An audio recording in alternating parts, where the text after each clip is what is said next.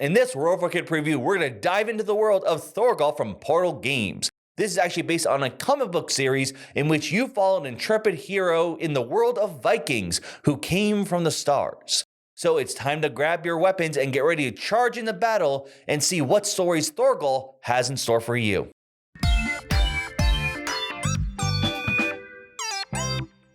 For those of you who may be like me who didn't know who Thorgal was before this game, this is going to be a quick summary. For those who do, you can skip it, not just because you already know, but also to avoid the horrible pronunciations I'm going to say for some of the characters' names. Now, Thorgal was a fantasy comic written back in 1977 by Belgian writer Jan van Ham and Polish artist Gregor Rosinski. It is mostly focused and revolves around Vikings and Norse mythology, though arguably it does spread into other mythologies and some science fiction as well. The main plot of the story revolves around Thorgal, who was a child found and raised by a Viking leader by the name of Leif Haraldsson. Throughout his childhood, many would claim that he was not a Viking as well as being an outsider, and this was definitely true. As he got older, he learned the truth that he was actually a child from a spaceship that crashed on Earth, and he was the last remaining survivor of said crash. Now, the people on the spaceship apparently were not only very smart, space travel, but also had the power to deconstruct things with their minds.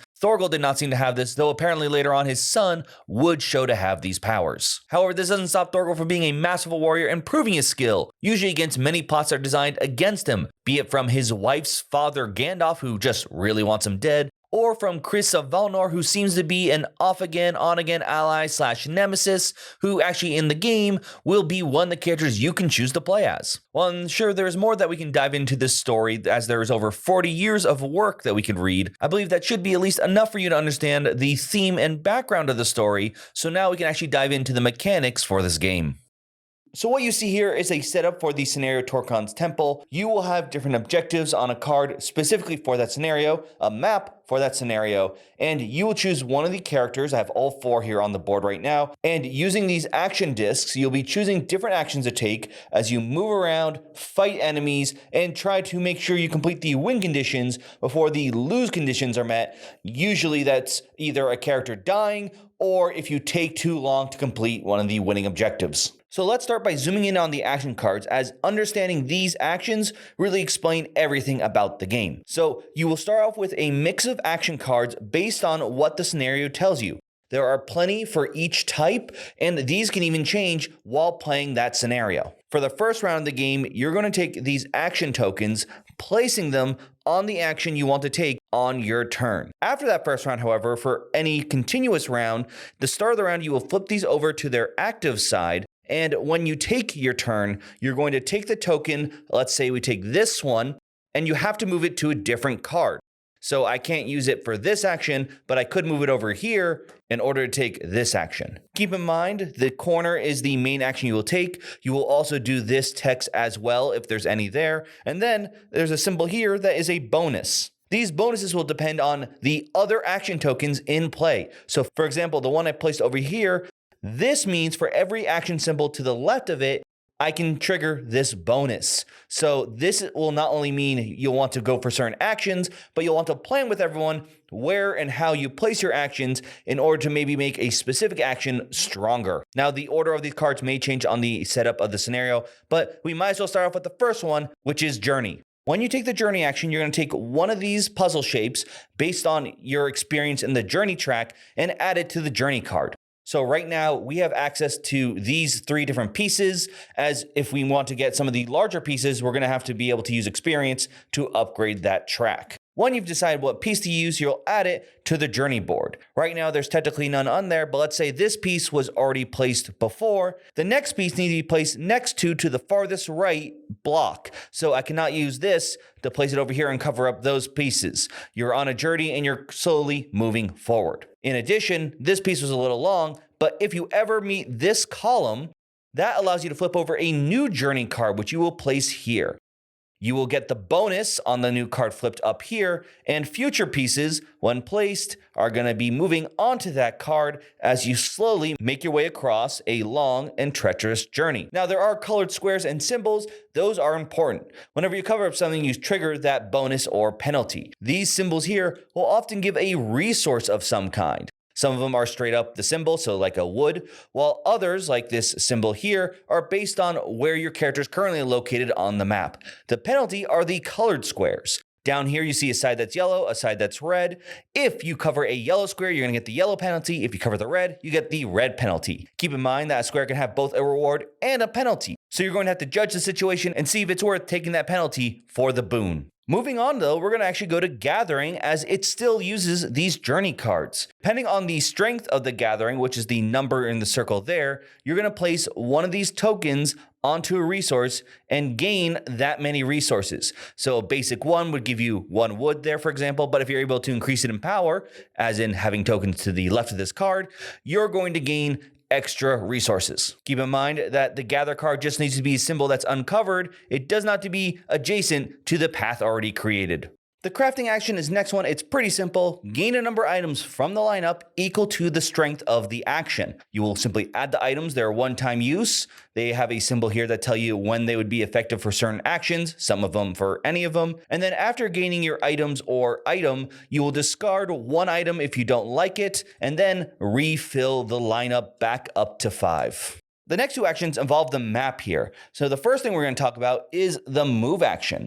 Moving allows you to go from each zone to an adjacent one based on the strength of the movement. So with a movement 1, we could move 1 zone. Now there are some restrictions. First up, each zone is broken up by lines. Black lines are impassable, you can't go through them. Green are fine. If there is a red line, that means there's a special rule for that scenario. The other thing you have to keep an eye out are these numbers printed throughout the board. If the round is less than that number, you cannot enter that zone. And the reason you want to move around though is all these locations, with most of them involving the next action, assign. When in a zone, you can interact with all the locations in that zone, and many of them have that assign symbol. When you take the assign action, you can put a number of resources equal to the strength of the assign action in that location.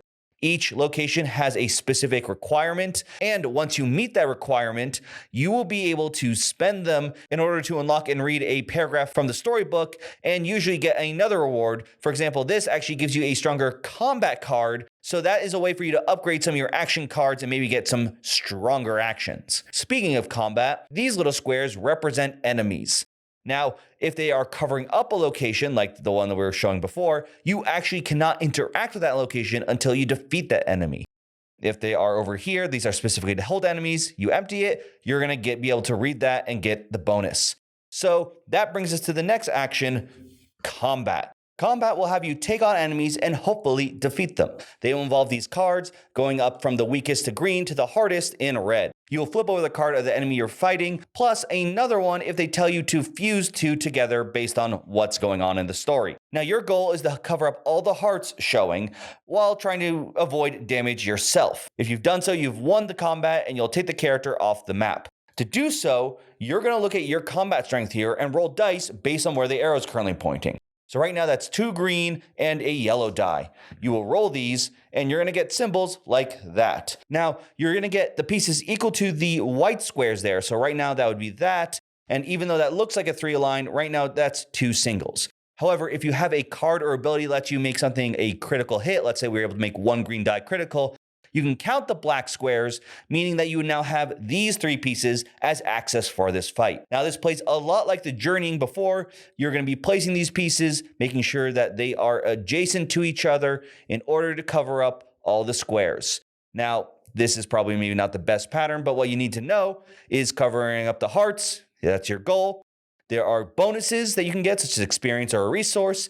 And if you cover up a yellow and red again, there's a penalty at the bottom. And that's actually, we'll go over here about the 2 different ways you can get damage. The first one over here is threat. These are pretty simple. They don't damage you right away, but throughout the story, there are going to be times when you may get a penalty based on the number of threats you have. And anytime you have 5 threat, if you were to gain more, you're actually going to gain a wound.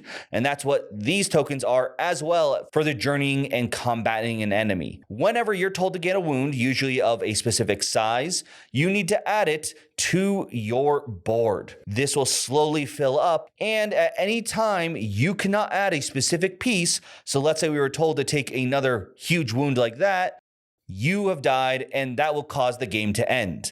So it is very careful that you try to optimize how you place your pieces in order to make sure that you use up all the spaces necessary. Finally, I want to go over the event track here. This tells you what's going on in this scenario. It will tell you the win conditions as well as the lock conditions and how you can keep track of the number of rounds. Keep in mind that there will be a special rules printed on here as well, and 2 event decks. After each round, when everyone has placed the action tokens, you're going to draw a card from one of these 2 decks. They'll be based on what's currently happening on the board. So for example, right now, if there are specific symbols showing on the journey terrain cards, you're going to draw from this deck. Otherwise, you will draw from this deck. So if we were to draw one, for example, right here, you're going to do the text here, and there'll be a next event phase, usually saying to try and spend resources, maybe be in a specific location. And if you do not, you're going to do one of these actions. They're pretty much bad. So more often than not, you want to be able to make sure that doesn't happen next event phase. Game will keep playing until you have met one of these conditions, which have their own little read section, usually saying how you won or lost. And then you can move on to a whole new scenario or try the previous one out again if you feel like you can do better. One thing I want to make sure that's very clear in the beginning is while I'm talking about scenarios, this is based on a series of stories. This is not a campaign game. You can play whichever scenario you like. It's really designed for you to pick the ones you want to play and choose whether you're a fan of the story, so you pick the stories that you really enjoy. Or if you're new, don't feel guilty that you need to start from this one and then go to this one. So I had access to 3 stories, but I believe there'll currently be 7 different maps in the Atlas book. So I assume that means at least 7 different scenarios, possibly even more. This is a crowdfunding project. There could be weird stretch goals and of course expansions and all that. When I see the comic and when I looked it up and learned more about it, my first mind in something like this would be, this character like a dungeon crawler. But this game plays a lot more like a puzzle game. The pieces you get, especially for both the journeying and for the combat, you're getting those Tetris-like pieces, and you have to really think how you should fit them in there. It's not simply just trying to fill something up, though. It's, do I take a longer, weird winding path? Do I go through and take some of the penalties? Do I wait until I get a certain item or power that will maybe allow me to avoid an injury or something like that? And of course, when it comes to your own health, how do I best fit these together? Can I assume I'm going to get a piece like this to fill in this gap, or should I be afraid I'm going to get a larger piece? It feels a lot more of that kind of strategical thinking of, like I said, it's more like puzzle pieces trying to fit and when to do things rather than the dungeon crawler of I need to find a way to level up and be able to either survive some big hits or be able to roll and hit for huge amounts of damage. And even the actions are definitely the kind of thing where you're going to sit at the table and discuss, how are we going to do this? All right, we know we need to put 3 resources on this thing, but right now it's got a strength of 0, but gets +1 for everyone to the left.